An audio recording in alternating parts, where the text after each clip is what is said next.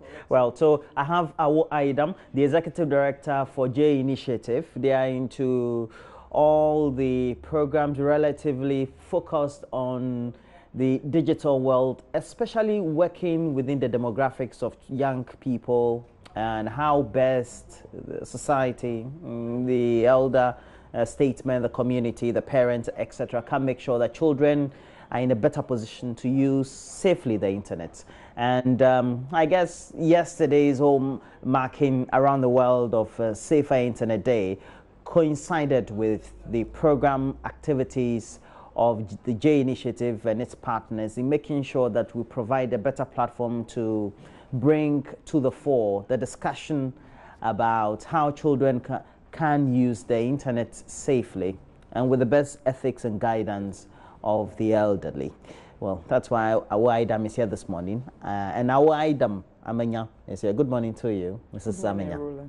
All right, Awo. But yesterday marked the whole day. We called it Safer Internet Day? Yeah. Okay. So tell me a bit about it and how that also dovetails into the overall program activities of the J Initiative in making sure the internet is safe for children. Okay, thank you, Roland, for the opportunity.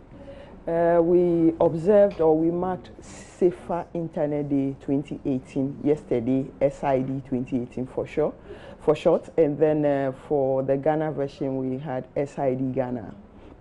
There is a day of awareness raising on safe and responsible use of technologies.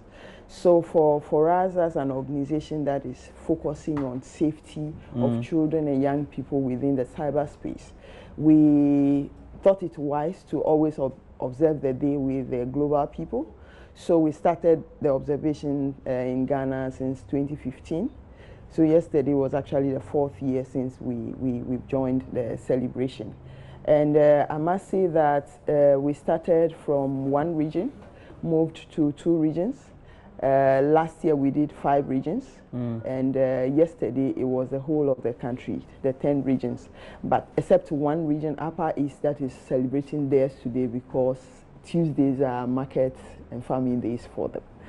The theme for this year is create, connect, and share respect. A better internet starts with you.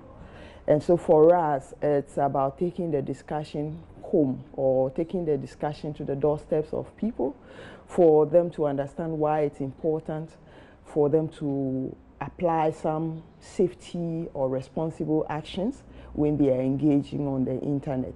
So for us, a better internet starts with you implies that a better internet starts with children, a better internet starts with parents, a better internet starts with teachers, politicians, and everybody involved. So we sort of use the day to call on stakeholders to play their part for responsible internet use. And this year, as part of the activities, after the launch, the media launch, we happened to go to Ladade Kotopon constituency with a member of parliament who took turns to create awareness with the children and young people in the constituency. Yes, we did about 5,000 of the children and young people in the constituency on the 1st of February. So that is what we climaxed yesterday with the regional activities. So we had 2 sessions in Accra, public dialogue at the British Council Auditorium, and then a community deba at the Osu Home Schools. And then other regions also did theirs, same thing. Okay, but when we have to talk about the discussions in themselves, practically, how does the theme for the year really synchronize with what the intentions of the actions are, making sure the internet is safe for young people? Yeah, the theme, like I said earlier, a better internet starts with you. Maybe what we look at is what is a better internet. And for us, in our discussions, we do say that a better internet is an internet where everybody is safe, just as we consider safety in the physical world. A better internet is where we don't have revenge porn being used as comic relief online. A better internet is an internet where people are thinking before posting, people are thinking before sharing, people are thinking before commenting or clicking. So basically, we look at a better internet where we don't have too many child abuse imageries in our space, whereby you Google something and then a child's photo in a dangerous pose or something is appearing on your face. Yes. So those are the kind of things we consider to be a better internet. So for us, a better internet starts with you having considered all those things which should not be in the space. What can we do as people? So can we start mainstreaming online protection in our existing legislations to help us curtail the spread of some of those inappropriate contents? Can we have adults not sharing too much photos of their babies online on social media platforms? Can we have policymakers going for verification on their public pages so that people will not use their pages to solicit for funds from others when in actually an impersonated account? So those are basic things that each of us must take into consideration. And for us to take those things into consideration contribute largely to better internet. Okay. Now, we live in a country where penetration as far as not only the internet, but access to the technology themselves are limited beyond the main capitals, etc.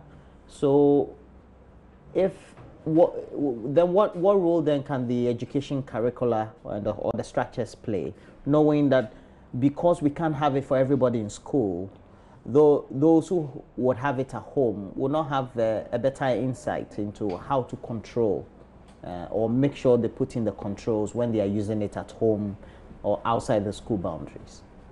Yeah, Roland, that thing came up in our discussions yesterday at the public dialogue, and it became necessary for us to consider revising some of the curriculum we have, both at the teacher training level and then at the basic level.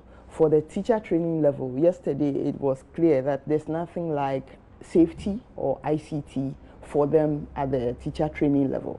So it's now our responsibility to say that, okay, if we are doing ICT at the basic level, where we post teachers who are even home science biased to teach ICT, it's important we incorporate some of those things in the curriculum.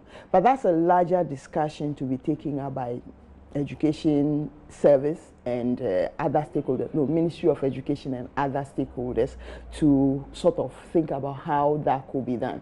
But for us, our call is mainly on the safety bit, because having seen the curriculum as it is now, it has all the soft skills promoted in it, but not the safety bit. So for us, our call is for the incorporation of safety in the curriculum. And you are constantly sharing with your organization, perhaps graphics and safety tips. Okay, and doing the tips, etc. How has the situation improved? But first, how pervasive it is in our part of the world or in our country, for example?